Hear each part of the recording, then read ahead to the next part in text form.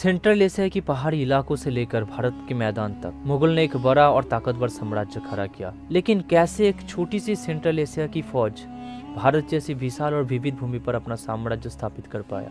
आज हम जानेंगे कि कैसे मुगलों ने अपने साम्राज्य को विस्तार किया और भारत में अपना प्रभुत्व बनाया।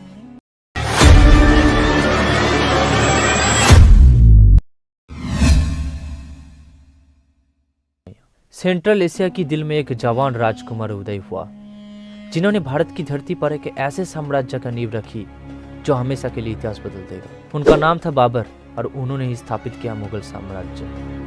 बाबर मुगल वंश के संस्थापक 1483 में फरगना वैली, जो कि आज उज्बेकिस्तान में है, वहां पर पैदा हुए थे। उनके पिता की तरफ से तैमूर और माँ की तरफ से चंगेज खान के वंशज थे। बाबर के खून में ही राजवंशी विरासत थी, लेकिन रास्ते इतना आसान नहीं था। जब बाबर 12 साल के थे तो उन्होंने फरगना का सिंहासन ग्रहण किया, लेकिन उन्हें हमेशा अपने चारों तरफ के शासकों से चुनौतियों का सामना करना पड़ा। समरकंद को जीतने के कई असफल प्रयासों के बाद बाबर ने अपना ध्यान काबुल की तरफ मोड़ दिया, जिसे उन्होंने 1504 में कब्जा कर लिया। काबुल को अपना आधार बनाते हुए बाबर ने अपना नेत्र एक और भी बड़े लक्ष्य पर लगाए, जो कि था हिंदुस्तान यानी कि इंडिया। 1526 तक उत्तर भारत में दिल्ली का सुल्तान इब्राहिम लोदी राज कर रहा था। बाबर अपनी प्रभुत्व को बढ़ाने के लिए हिंदुस्तान में एक छोटी सी फौज के साथ आया, लेकिन उसके पास एडवांस्ड युद्ध नीति थी, विशेषकर उनका तोपखाना, जो भारतीय सेना के लिए एकदम नया था। 21 अप्रैल 1526 को हुआ पहला पानीपत का युद्ध। बाबर एक छोटी सी फौज के साथ भारत आया, लेकिन ये सिर्फ संख्या का खेल नहीं था, ये उनकी राजनीतियों का खेल था। प्रसिद्ध पानीपत की लड़ाई में बाबर ने एडवांस्ड वारफेयर टेक्टिक्स को इस्तेमाल किया, जैसे कि फील्ड आर्टिलरी और सुपीरियर कैवलरी, जिससे उसने इब्राहिम लोदी की बड़ी फौज को हरा दिया। यह मुगलों के उत्तर भारत में प्रभुत्व का प्रारंभ था, लेकिन साम्राज्य अभी अपने शुरू की अवस्था में था। मुगल विस्तार की असली कहानी बाबर की उत्तराधिकारियों ने किया था। बाबर की मौत के बाद 1530 में उनका बेटा हुमायूं सिंहासन पर बैठा, लेकिन मुगल सिंहासन पर कदम जमाना इतना आसान नहीं था। हुमायूं को अपने स्थानीय जो शासक है उनके साथ चुनौतियों का सामना करना पड़ा, और अंत में उन्हें शेरशाह सूरी के हाथों से पराजित होना पड़ा और देश छोड़कर जाना पड़ा। तकरीबन 15 साल तक हुमायूं देश के बाहर रहे, यहाँ तक कि उन्होंने पारसिया में भी अपना शरण लिया। लेकिन 1555 में वो वापस आए और अपनी गद्दी फिर से हासिल की। हालांकि उनका राजकाल बहुत छोटा सा था। उनकी आकस्मिक मौत के बाद आया इतिहास का सबसे बड़ा सम्राट अकबर। जब बाबर ने बुनियाद रखी तो अकबर, उनके पोते ने मुगल साम्राज्य को सच में विस्तार दिया और संगठित किया। अकबर 1556 में केवल 13 साल की उम्र में गद्दी पर बैठा और उसका शासन जो है 50 साल तक चला। अकबर ने धार्मिक सहिष्णुता की नीति अपनाई और ताकतवर स्थानीय शासक जैसे राजपूत के साथ संधि की। उन्होंने जिजिया कर की भी समाप्त किया, जो नॉन मुस्लिम्स पर लगा था। इससे उन्हें हिंदू समुदाय का पूर्ण समर्थन मिला।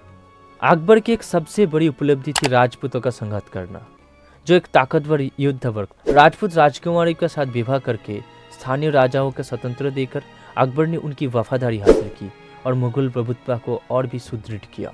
लेकिन सेना के बल से विजय मुगल विस्तार का केवल एक पहलू था। अकबर और उसके उत्तराधिकारियों ने अपना प्रभाव प्रशासन और सांस्कृतिक एकता के माध्यम से भी फैलाया। मनसबदारी प्रथा, जो अधिकारियों को योग्य और वफादारी के आधार पर रैंक करती थी, इसने साम्राज्य के फैलान को और भी आसान कर दिया।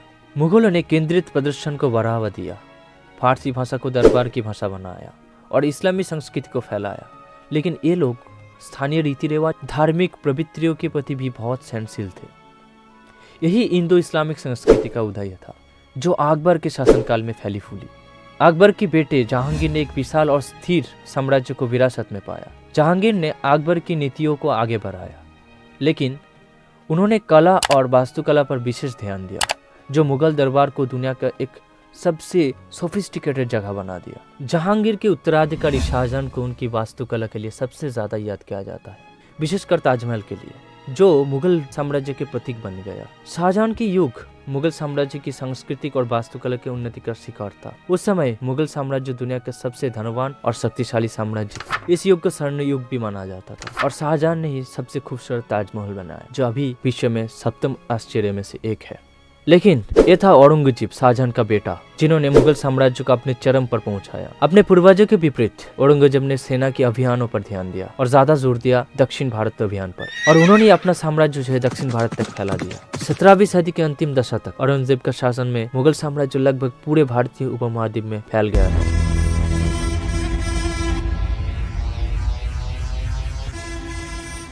औरंगजेब की मौत के बाद 1707 में मुगल साम्राज्य धीरे धीरे बिखरने लगा, आंतरिक विवादों और बाहरी आक्रमणों का सामना करते हुए। 18वीं सदी तक ब्रिटिश ईस्ट इंडिया कंपनी ने भारत में अपना प्रभाव बढ़ाना शुरू कर दिया, जो अंत में 1857 में मुगल साम्राज्य के अंत का कारण बना। 18वीं सदी के प्रारंभ तक मुगल साम्राज्य, जो कभी इतना विशाल और शक्तिशाली था, धीरे धीरे गिरता गया। आंतरिक विरोध, मराठा, सिख और ब्रिटिश ईस्ट इंडिया कंपनी जैसे क्षेत्रीय शक्तियों ने मुगल का अधिकार को कमजोर कर दिया। 1857 में भारतीय विद्रोह के बाद ब्रिटिश ने मुगल वंश को आधिकारिक रूप से अंत कर दिया, जो लगभग 300 सालों का मुगल प्रभुत्व का अंत था। मुगल्स अपना साम्राज्य खो चुके थे, लेकिन उनका विरासत आज भी दिखाई देता है मुगल स्थापत्य कला, रसोई और भारतीय संस्कृति में। उनकी कहानी ये याद दिलाती है कि कैसे साम्राज्य उठते हैं, फैलते हैं और आखिर में गिरते हैं, लेकिन उनका प्रभाव सदियों तक दुनिया को रूप दे सकता है। मुगल्स ने एक ऐसी कलायुक्त संस्कृति, वास्तुकला और शासन का संदेश दिया जो आज भी प्रशंसित किया जाता। दोस्तों धन्यवाद वीडियो देखने के लिए।